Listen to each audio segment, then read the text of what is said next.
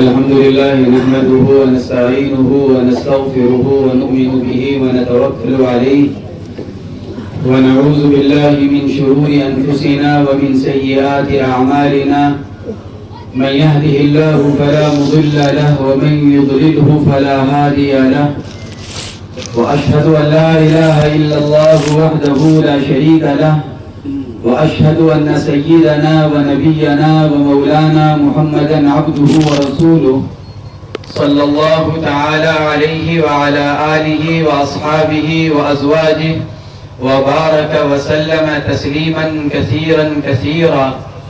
أما بعد فأعوذ بالله من الشيطان الرجيم. بسم الله الرحمن الرحيم. ومن أحسن قولا ممن دعا إلى الله وعمل صالحا وقال إنني من المسلمين.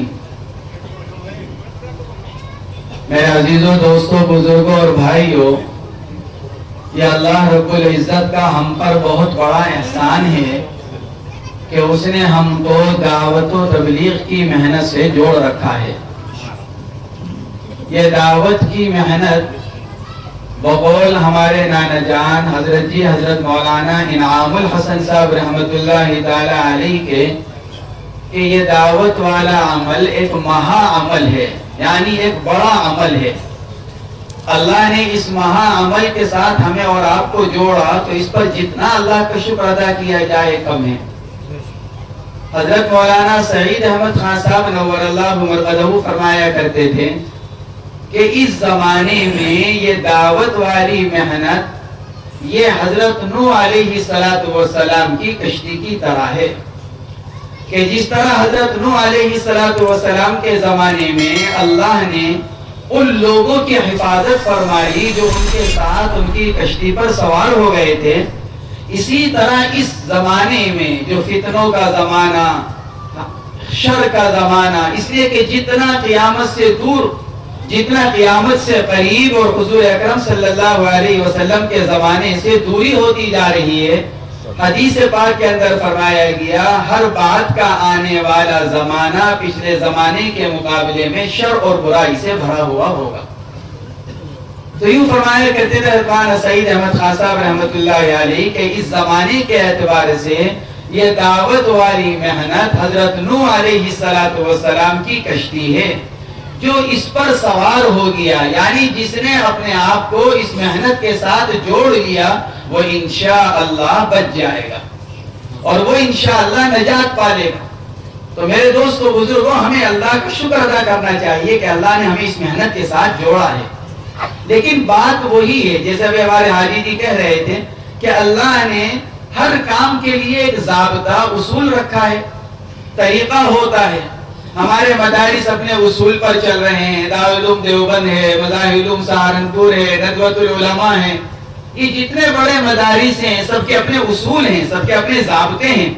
ایسے ہماری یہ دعوت و تبلیغ کی جو محنت ہے، بڑے حضرت مولانا محمد الیاس صاحب رحمت اللہ علیہ نے جب اس کام کو شروع کیا تو اس زمانے کے جتنے اکابر تھے، حضرت شیخ الاسلام حضرت مولانا حسین احمد مدنی، مفتی اعظم حضرت مولانا مفتی کفایت اللہ صاحب دہلوی، شیخ الحدیث حضرت مولانا محمد زکریا صاحب، حضرت شاہ عبد القادر صاحب رائے پوری اور حضرت مولانا عاشق الہی صاحب میرٹھی، یہ جتنے اکابر موجود تھے، حضرت مولانا محمد الیاس صاحب رحمت اللہ علیہ نے اپنے اس کام کے لیے جو اصول مقرر کیا قرآن و حدیث کی روشنی میں، پہلے ان حضرات کے سامنے جا کر اس کو پیش کیا، خاص طور سے حضرت مفتی کفایت اللہ صاحب دہلوی رحمت اللہ علیہ کے سامنے. اور یوں فرمایا کرتے تھے کہ مفتی صاحب ہمارا ارادہ اپنے اس اصول کو طے کرنے کا ہے، آپ ذرا اس میں غور و فکر کر بتلاؤ کہ ہمارا یہ اصول قرآن و حدیث کے مطابق ہے کہ نہیں ہے. تو میرے دوستوں بزرگوں اور بھائیوں، بس عرض کرنے کا مطلب یہ ہے کہ اللہ نے ہم کو جو یہ کام دیا ہے اس کے ساتھ ہمیں ایک اصول دیے ہیں، ضابطہ دیا ہے، طریقہ دیا ہے، ترتیب دی ہے. وہ ترتیب جو حضرت مولانا الیاس صاحب نے شروع کی، پھر حضرت مولانا محمد یوسف صاحب، پھر حضرت مولانا انعام الحسن صاحب رحمت اللہ تعالی علیہ مجمعین، کہ ان تینوں حضرات نے اس ترتیب کے مطابق کام کیا. اور یہ ترتیب ہماری ایسی پکی ہے اور ایسی پختہ ہے کہ جو آدمی اس ترتیب کے مطابق اس دعوت والے کام کو کرے گا تو اللہ رب العزت اس کو بھی ترقی مرحمت فرمائیں گے اور اس کی محنت سے کام کی بھی حفاظت ہوگی. کام کی حفاظت اور اپنی ترقی یہ کس پر ہے کہ ہمارے بڑوں نے جو ہم کو ترتیب دی ہے, ہمارے بڑوں نے جو ہم کو کام کے اصول دیے ہیں, ہم اس کام کو ان اصولوں پر اس ترتیب کے مطابق کرنے والے بن جائیں. ورنہ ہر ایک انسان کو اللہ نے الگ صلاحیت دی ہے, ہر ایک انسان کو اللہ نے الگ استعداد دی ہے, علم دیا ہے, ورنہ ہر ایک یہ چاہتا ہے کہ ذرا سی میری بات بھی شامل ہو جائے. بڑے حضرت جی حضرت مولانا الیاس صاحب رحمۃ اللہ علیہ کے انتقال کے بعد جب حضرت مولانا محمد یوسف صاحب رحمۃ اللہ علیہ کو امیر اور حضرت جی بنایا گیا, ذمہ دار بنایا گیا, تو حضرت بڑے حضرت کے لوگوں میں سے حضرت حافظ فخر الدین صاحب رحمۃ اللہ تعالی علیہ یہ حضرت مولانا یوسف صاحب رحمۃ اللہ علیہ کے پاس آئے اور آ کر یوں عرض کیا کہ حضرت یہ جو ہمارے جو اصول ہیں 6 نمبر, یہ ہمارے اصول ہیں, یہ 6 نمبر صرف نمبر نہیں ہے گنتی کے کہ 1 2 3 4 5 6 نہیں, یہ 6 نمبر ہی ہمارے اصول ہیں. تو اگر ہم اپنے ان اصولوں کے اندر رہیں گے کام کی حفاظت رہے گی. تو انہوں نے آ کر یوں عرض کیا کہ حضرت اگر ہم اپنے ان 6 اصولوں کے ساتھ اگر ہم ان 1 2 باتوں کا اگر ہم اضافہ کر لیں تو جتنا نفع ہمیں اس محنت سے ہو رہا ہے 1 2 باتوں کے اضافے سے اس محنت کے نفع میں اضافہ ہو جائے گا, نفع بڑھ جائے گا ہمارا. یہ کہا انہوں نے آ کر. تو حضرت مولانا محمد یوسف صاحب رحمۃ اللہ تعالی علیہ تو خاموش بیٹھے رہے, لیکن ہمارے نانا جان حضرت جی حضرت مولانا انعام الحسن صاحب رحمۃ اللہ علیہ, کیونکہ ہمارے نانا کا بڑے حضرت جی کے ساتھ بہت لمبا وقت گزرا ہے. حضرت مولانا محمد یوسف صاحب رحمۃ اللہ علیہ حضرت جی مولانا الیاس صاحب کے زمانے میں زیادہ تر اپنا وقت جو لگاتے تھے وہ پڑھنے پڑھانے اور حدیث شریفہ کی شرح لکھنے پر لگایا کرتے تھے. حضرت مولانا یوسف صاحب کی تو بہت شروحات ہیں عربی کے اندر, بہت موٹی موٹی کتابیں ہیں حدیث کی شرح کے اوپر. تو حضرت مولانا یوسف صاحب کا زیادہ تر وقت یہاں پر گزرتا تھا پڑھنے پڑھانے کے اوپر, لکھنے لکھانے کے اوپر. اسی لیے حضرت مفتی محمود رفیع صاحب گنگوہی رحمۃ اللہ علیہ فرمایا کرتے تھے کہ بڑے حضرت جی نے میری ذمہ داری لگائی تھی کہ یوسف کو کام کے ساتھ جوڑو, ہر وقت پڑھنے پڑھانے میں لگا رہتا ہے. تو ہمارے نانا جان حضرت جی مولانا انعام الحسن صاحب رحمۃ اللہ علیہ وہ 24 گھنٹے بڑے حضرت جی کے ساتھ رہتے, چھوٹا سفر ہو بڑا سفر ہو ہر وقت بڑے حضرت جی کے ساتھ. حضرت شیخ الحدیث حضرت مولانا زکریا صاحب نور اللہ مرقدہ کو اپنے ایک خط میں لکھا ہے حضرت جی مولانا انعام الحسن صاحب نے. کہاں سے لکھا؟ مدینہ منورہ سے. کب گئے تھے؟ بڑے حضرت جی رحمۃ اللہ علیہ کے ساتھ حج پر 6 مہینے کا سفر ہوا حرمین شریفین کا, اور حضرت جی مولانا انعام الحسن صاحب حضرت بڑے حضرت جی کے ساتھ گئے اس سفر میں. تو وہاں سے بڑے حضرت جی نے اتنا لکھوایا لوگوں کو, اتنا لکھوایا اس کام سے متعلق کہ حضرت جی نے لکھا ہے مولانا انعام الحسن صاحب نے حضرت شیخ کو کہ بڑے حضرت صبح کو مجھ کو لے کر بیٹھ جاتے ہیں اور اتنا لکھتا ہوں کہ میرے ہاتھ دکھنے لگتے ہیں. تو حضرت مولانا یوسف صاحب رحمۃ اللہ علیہ تو خاموش رہے ان کے کہنے پر, لیکن ہمارے نانا جان حضرت مولانا انعام الحسن صاحب رحمۃ اللہ علیہ نے فرمایا حافظ صاحب ہمیں تو بڑے حضرت جی جتنا کام دے کر گئے ہیں, جو ترتیب دے کر گئے ہیں, ہم تو لکیر کے فقیر بن کر اسی پر کام کریں گے. ہمیں نہیں دائیں بائیں کو دیکھنا, ہمیں نہیں کسی 1 2 باتوں کا اضافہ کرنا. ہمیں تو بڑے حضرت جی جتنا کام دے کر گئے, جو ترتیب دے کر گئے, ہم تو لکیر کے فقیر بن کر خود بھی اسی پر کریں گے اور ہم تو دوسروں سے بھی اسی پر کام کرائیں گے. ہمیں نہیں کچھ کرنا اس کے اندر. تو میرے دوستوں بزرگوں اور بھائیوں, ہمیں تو ہمارے بڑوں نے ایک ترتیب دے رکھی ہے, کام کا نہج, کام کا طریقہ. ہمیں تو اپنے اس ترتیب کے مطابق دعوت والے کام کو کرنا ہے. مجھے تو مختصر سی بات عرض کرنی ہے. حاجی جی بات کر چکے ہیں, مفتی عمیر صاحب دامت برکاتہم العالیہ تشریف فرما ہیں. میں تو چند باتیں عرض کروں گا آپ سے. ہمارے حضرت جی رحمت اللہ تعالی علیہ سے ایک مرتبہ کسی نے دعوت والے کام کے بارے میں کچھ پوچھا اور یہ معلوم کیا کہ ہم یہ پوچھنا چاہتے ہیں کہ دعوت کسے کہتے ہیں, کہ دعوت کا کام تبلیغ کا کام ہے, تبلیغ کا کام دعوت. تو دعوت ہے کیا؟ دعوت کا کام کیا ہے، دعوت کے کام کا مقصد کیا ہے اور اس کا طریقہ کیا ہے، ہمیں آپ یہ 3 باتوں کے جواب دے دیں۔ تو ہمارے نانا جان حضرت جی مولانا انعام الحسن صاحب رحمۃ اللہ علیہ نے فرمایا کہ دعوت کام کیا ہے، کہ یہ ہمارا جو یہ دعوت کا کام ہے، یہ کام ہے اللہ کے بندوں کو اللہ سے جوڑنے کی محنت کا نام ہے۔ دعوت کیا ہے؟ اللہ کے بندوں کو اللہ سے جوڑا جائے، ہر ایک انسان کا تعلق ایک اللہ سے قائم ہو جائے، جیسے حضور اکرم صلی اللہ علیہ وسلم کی محنت سے حضرات صحابہ کرام کی جماعت کا قائم ہوا۔ کیسا مضبوط رشتہ قائم ہوا کہ رضی اللہ عنہم ورضوا عن اولئک حزب اللہ، کہ اللہ ان سے راضی، وہ اللہ سے راضی، اور یہ اللہ کی جماعت۔ قرآن نے کہا اولئک حزب اللہ، اللہ کی جماعت۔ تو کتنا مضبوط رشتہ ہوگا اس جماعت کا اللہ سے کہ جس کے بارے میں اللہ یوں کہہ رہا ہے کہ وہ میری جماعت ہے۔ تو حضرت جی رحمت اللہ علیہ نے فرمایا کہ دعوت کا کام کیا ہے؟ اللہ کے بندوں کو اللہ سے جوڑنے کا نام یہ ہماری دعوت کی محنت ہے۔ اور دعوت کے کام کا مقصد کیا ہے؟ کہ ہماری اس ساری محنت کا مقصد ایک ہے، ساری چلت پھرت۔ بڑے حضرت جی حضرت مولانا محمد الیاس صاحب رحمت اللہ علیہ فرمایا کرتے تھے ہماری اس محنت میں چلہ 4 مہینہ یہ تو ابتدائی چیزیں ہیں، یہ کوئی مقصد نہیں ہے کہ چلہ لگ جائے 4 مہینے لگ جائیں، یہ مقصد نہیں ہے ہمارے کام کا۔ فرماتے تھے یہ تو مقصد پر آنے کا ذریعہ ہے، اپنی فکروں کو بدلنے کا ایک ذریعہ ہے کہ چلے میں نکلیں 4 مہینے میں نکلیں، کہ کیوں؟ تاکہ ہماری فکریں بدلیں، دنیا کی فکر سے نکل کر آخرت کی فکر کی طرف آئیں، یہود و نصارہ کے طور طریقے سے نکل کر جناب محمد الرسول اللہ صلی اللہ علیہ وسلم کے طور طریقے پر آئیں۔ یہ ہمارے چلے 4 مہینے کا مقصد ہے کہ نکل کر ہماری فکر بدل جائے۔ مقصد کیا ہے کام کا؟ تو بڑے ہمارے حضرت جی حضرت مولانا انعام الحسن صاحب رحمۃ اللہ علیہ نے فرمایا کہ ہماری اس محنت کا مقصد یہ ہے کہ حضور اکرم صلی اللہ علیہ وسلم جو کامل مکمل دین لے کر آئے ہیں وہ مکمل دین 100% میری زندگی میں آ جائے اور اس عالم کے ایک ایک ایمان والے کی زندگی میں 100% دین زندہ ہو جائے۔ یہ ہماری محنت کا مقصد ہے۔ کیا مقصد ہے؟ کہ 100% دین زندہ ہو جائے۔ تو یہ جو ہمارے 6 نمبر ہیں یہ 100% دین پر آنے کا ایک ذریعہ ہے۔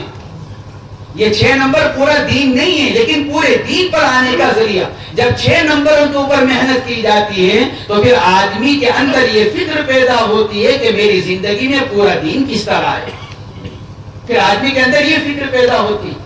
تو یوں فرمایا کہ پورا دین میری زندگی میں آ جائے اور اس دنیا کے ایک ایک انسان کی زندگی میں پورا دین آ جائے اور قیامت تک آنے والے ایک ایک انسان کی زندگی میں دین زندہ ہو جائے۔ یہ ہماری اس محنت کا مقصد ہے، یہ ہے ہماری اس محنت کا مقصد۔ اسی کو بڑے حضرت جی مولانا الیاس صاحب رحمۃ اللہ علیہ نے فرمایا۔ بڑے حضرت جی سے پوچھا گیا تھا، بڑے حضرت جی نے کام کو شروع کیا، یہ جو ہمارا کام کا یہ جو طریقہ کار ہے یہ بڑے حضرت جی نے شروع کیا۔ تو ان سے بھی پوچھا تھا کسی نے کہ حضرت آپ چاہتے کیا ہیں؟ تو کیا جواب دیا؟ جمیع ما جاء به النبی صلی اللہ علیہ وسلم، کہ اللہ کے نبی جو کچھ لے کر آئے ہیں دین وہ پورا دین ہماری زندگیوں میں آ جائے۔ یہ ہماری اس دعوت کی محنت کا مقصد ہے۔ اس مقصد کو سامنے رکھ کر جب محنت کی جائے گی تو پھر میرے دوستوں بزرگوں اور بھائیوں ہماری زندگی میں دین آئے گا۔ اگر یہ مقصد سامنے ہوگا کہ چلہ 4 مہینے لگانے سے مقصود کیا ہے؟ میری زندگی میں دین آئے، اور اگر ہم نے چلہ 4 مہینے کو مقصد بنا لیا اور زندگی میں دین آنے کو مقصد نہیں بنایا تو چلے پر چلے تو لگتے رہیں گے لیکن زندگی میں دین نہیں آئے گا۔ کیونکہ دین تو جب آئے گا جب اس کو مقصد بنا کر کیا جائے گا۔ جو مقصد ہوتا ہے جب تک وہ حاصل نہیں ہوتا ہے انسان بے چین رہتا ہے۔ اگر ہم نے چلے کو مقصد بنا لیا تو چلہ لگا کر آ کر آدمی بے فکر ہو جاتا ہے۔ کب تک کے لیے؟ اگلے سال کے لیے۔ جب اگلا سال آ ہوگا پھر چلہ لگا لیں گے، پھر ایک سال آ ہوگا پھر چلہ لگا لیں گے۔ کیوں؟ کیونکہ چلہ لگانے کو مقصد بنا لیا، حالانکہ چلہ مقصود نہیں ہے۔ حضرت مولانا محمد یوسف صاحب رحمۃ اللہ علیہ فرمایا کرتے تھے چلہ 4 مہینہ مقصود نہیں ہے۔ مولانا یوسف صاحب رحمۃ اللہ علیہ کا ملفوظ ہے چلہ 4 مہینہ مقصود نہیں ہے، بلکہ چلہ 4 مہینے سے مقصود یہ ہے کہ ہماری فکروں کے اندر تبدیلی پیدا ہو جائے، ہماری فکر بدل جائے۔ اور پھر یوں فرمایا کرتے تھے، پھر چلہ 4 مہینے لگا کر ہم واپس آ کر علم حاصل کریں علماء کے پاس جا کر۔ آج تو ہم نے چلہ 4 مہینے کو ایسا سمجھ لیا کہ اب اس کے بعد نہ ہمیں کسی مدرسے کی ضرورت، نہ کسی عالم کی ضرورت، نہ کسی خانقاہ کی ضرورت، نہ کسی اللہ والے کی ضرورت۔ ہم نے تو یہ سمجھ لیا۔ حالانکہ حضرت مولانا یوسف صاحب رحمۃ اللہ علیہ فرمایا کرتے تھے، چلہ 4 مہینے لگا کر اپنی فکر کو ایسا بدل کر آئیں کہ ہمارے اندر دین کی فکر پیدا ہو جائے، اور جب دین کی فکر ہوگی تو دین آئے گا علم سے۔ علم کے بغیر کیسے دین؟ دین تو نام ہی علم کا ہے، دین نام ہے علم کا۔ ان ھذا الدین علم، حدیث پاک کے اندر فرمایا گیا یہ دین سراسر علم ہے۔ اگر علم زندگی میں آئے گا تو دین آئے گا، اور اگر علم نہیں آئے گا تو دین نہیں۔ اسی لیے ہمارے 6 نمبروں میں تیسرا نمبر کون سا؟ علم و ذکر۔ ہمارے 6 نمبروں میں سے تیسرا نمبر کیا؟ علم و ذکر۔ یہ اسی لیے نماز ہماری کب صحیح ہوگی؟ جب نماز کا علم ہوگا۔ کلمہ ہمارا کب صحیح ہوگا؟ کلمے کی جو روح ہے، کلمے کی جو حقیقت ہے، وہ کب حاصل ہوگی؟ جب ہمارے پاس علم ہوگا۔ علم کے بغیر تو صرف کلمے کے الفاظ رہ جائیں گے کہ لا الہ الا اللہ محمد الرسول اللہ، یہ تو الفاظ ہیں ہمارے پاس۔ لیکن کلمے کی حقیقت جب آئے گی جب ہم علم کے اوپر محنت کریں گے۔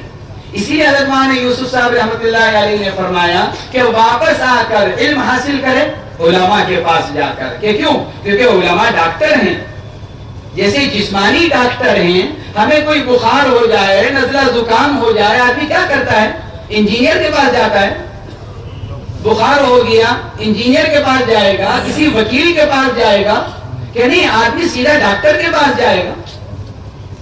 جس شعبے سے تعلق جو چیز ہوگی اس سے پوچھا جائے گا۔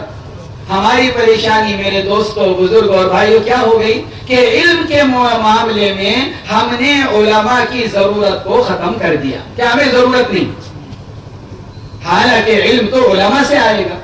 اس لیے مولانا یوسف صاحب رحمۃ اللہ علیہ نے فرمایا کہ آدمی چلہ 4 مہینے لگا کر جب واپس آئے تو علم حاصل کرے علماء کے پاس جا کر، اور اپنی اصلاح کرائے اللہ والوں کے پاس جا کر۔ یہ فرمایا میرے دوستوں، بزرگ اور بھائیوں، زندگی کے اندر جو کچھ آئے گا، اگر اخلاص زندگی کے اندر لانا ہے، حضرت شاہ عبد القادر صاحب رحمۃ اللہ علیہ فرمایا کرتے تھے، زندگی میں اگر اخلاص لانا چاہتے ہو، کیا مطلب اخلاص کا؟ ہمارا ہر عمل، زبان سے نکلنے والا ہر جملہ، اعضائے انسانی سے نکلنے والا ایک ایک عمل ایک اللہ کے لیے ہو جائے، یہی اخلاص ہے۔ تو فرماتے تھے کہ اگر ہم یہ چاہتے ہیں کہ ہم کو اخلاص مل جائے، فرماتے تھے کہ اخلاص آئے گا اللہ والوں کی صحبت سے اور اللہ کا ذکر کرنے سے۔ اللہ والوں کی صحبت سے اور اللہ کا ذکر کرنے سے، فرماتے تھے ان 2 راستوں سے آدمی کو اخلاص ملے گا۔ تو ہمارے حضرت رحمت اللہ علیہ نے کیا فرمایا کہ ہمارے اس کام کا مقصد کیا ہے؟ کہ کام کا مقصد یہ ہے 100% دین ہماری زندگیوں میں زندہ ہو جائے۔ اور پھر یوں فرمایا کہ اس کام کا کرنے کا ایک طریقہ ہے، اگر کام کو اس طریقے پر کیا جائے گا تو کام صحیح ہوگا، کام نفع بخش ہوگا، اور کام اس کو کام کرنے والے کو بھی فائدہ پہنچائے گا اور امت کو بھی فائدہ پہنچائے گا۔ اور وہ کام کیا ہے؟ بہت مختصر سا، بہت آسان سا۔ ہمارا کام کوئی بہت جھگڑے والا نہیں۔ جھگڑے والا مطلب کیا؟ یعنی کوئی بہت لمبا چوڑا کام نہیں ہے ہمارا کام بہت مختصر سا ہے، بہت سادہ ہے۔ کام جتنا مختصر ہوگا، جتنا سادہ ہوگا، کرنے والوں کے لیے آسان ہوگا۔ حضرت میاں جی محراب صاحب رحمۃ اللہ تعالی علیہ ہمارے بزرگوں میں سے گزرے ہیں، آپ میں سے بہت سو نے دیکھا بھی ہوگا ہمارے پرانے ساتھیوں میں سے۔ میاں جی محراب صاحب رحمۃ اللہ علیہ فرمایا کرتے تھے، کام کو اتنا سادہ بنا کر پیش کرو، گاؤں کا سیدھا آدمی یوں کہے کہ یہ کام تو میں بھی کر سکتا ہوں، اور کام کو اتنا مختصر بنا کر پیش کرو، شہر کا مشغول آدمی یوں کہے کہ جی آپ کو اتنا وقت تو میں بھی دے سکتا ہوں۔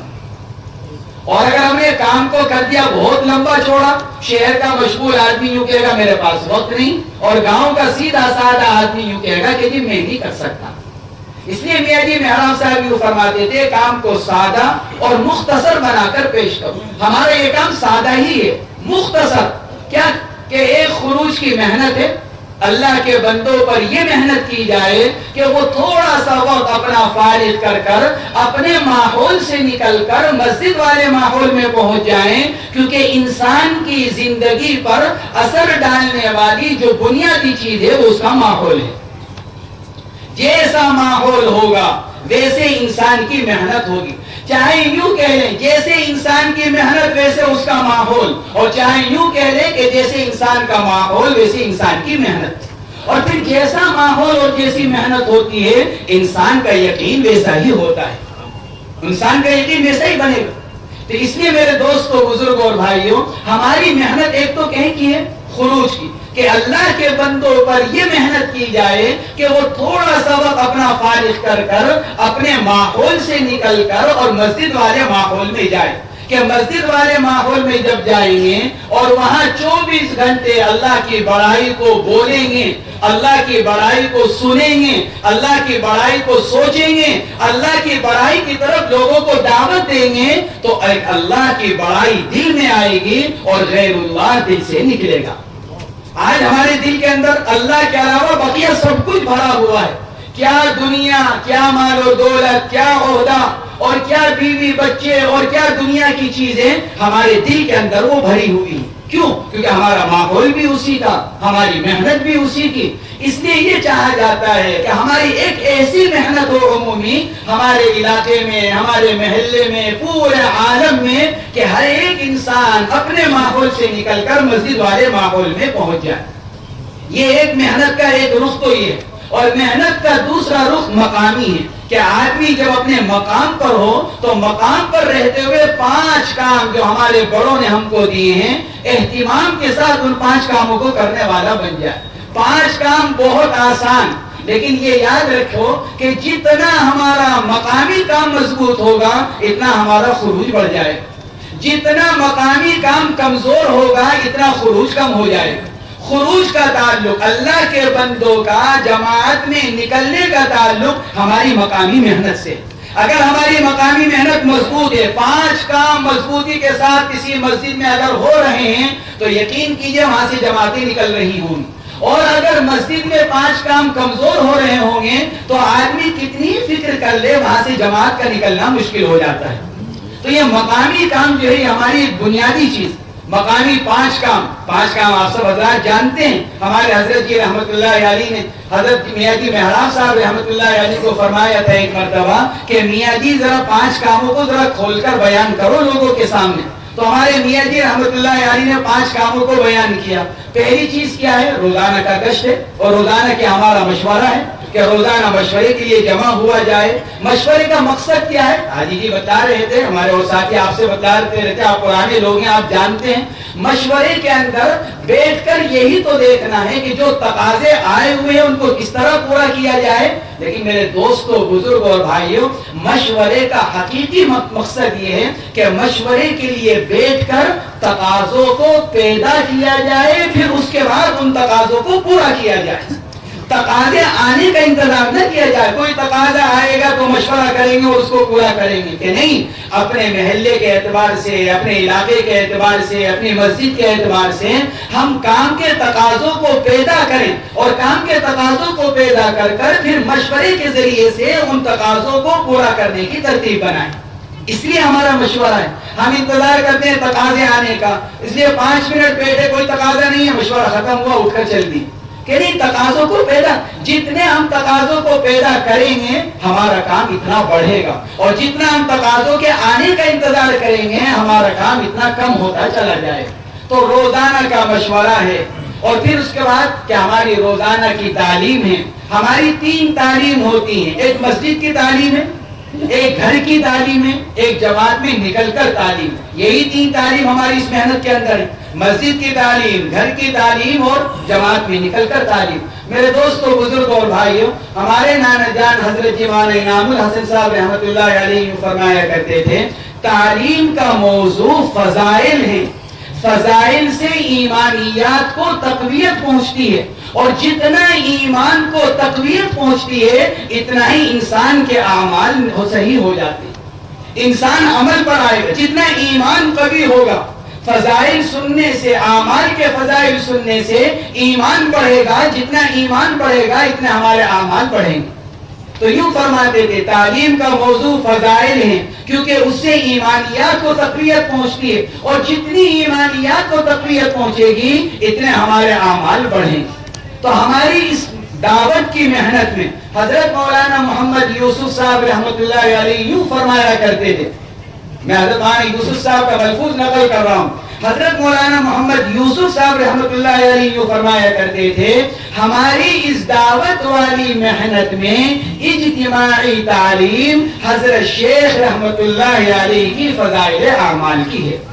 یہ حضرت مولانا یوسف صاحب رحمۃ اللہ علیہ فرمایا کرتے کہ ہماری اس دعوت والی محنت میں اجتماعی تعلیم، گھر کی ہو، مسجد کی ہو روزانہ کی، یا جماعت میں نکل کر ہو، فضائل اعمال کی تعلیم. حضرت شیخ رحمت اللہ علیہ نے فضائل کی جو رسالے لکھے ہیں وہ حضرت مولانا الیاس صاحب کے منشا پر، ان کے فرمانے پر، حضرت مولانا یوسف صاحب رحمت اللہ علیہ کے فرمانے پر، اور حضرت شاہ عبد القادر صاحب رحمت اللہ علیہ کے فرمانے پر. کوئی رسالہ کسی بزرگ کے کہنے پر، کوئی رسالہ کسی بزرگ کے کہنے پر کہیں کے لیے لکھا، ہمارے اور آپ کے لیے، تاکہ اس دعوت والی محنت میں چلنے والوں کے لیے، تعلیم کے لیے ایک کتاب جمع ہو جائے.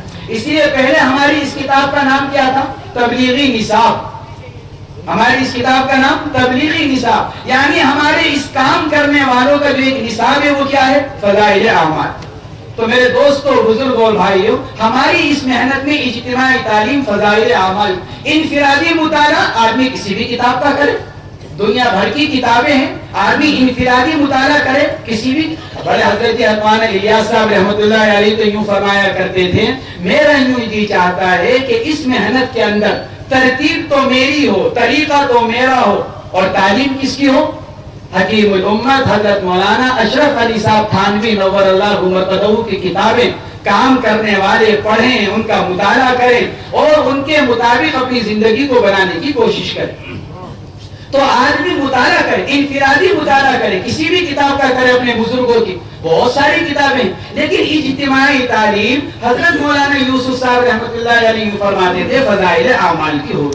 اس لیے میرے دوستوں، بزرگوں اور بھائیوں، اللہ رب العزت نے فضائل اعمال کے اندر وہ نورانیت، وہ برکت رکھی ہے کہ جب انسان ایک مرتبہ اس کو پڑھتا ہے تو اس کا دل نہیں بھرتا.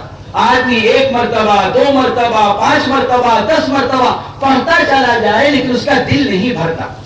کہ کیوں؟ کیونکہ بزرگوں کی اس کے پیچھے منشا ہے. حضرت شیخ رحمت اللہ علیہ جیسے شیخ الحدیث کی قربانی ہے، ان کا اخلاص ہے، ان کی للہیت ہے. اللہ نے بہت ساری نورانیت اس کے اندر جمع کر رکھی ہے.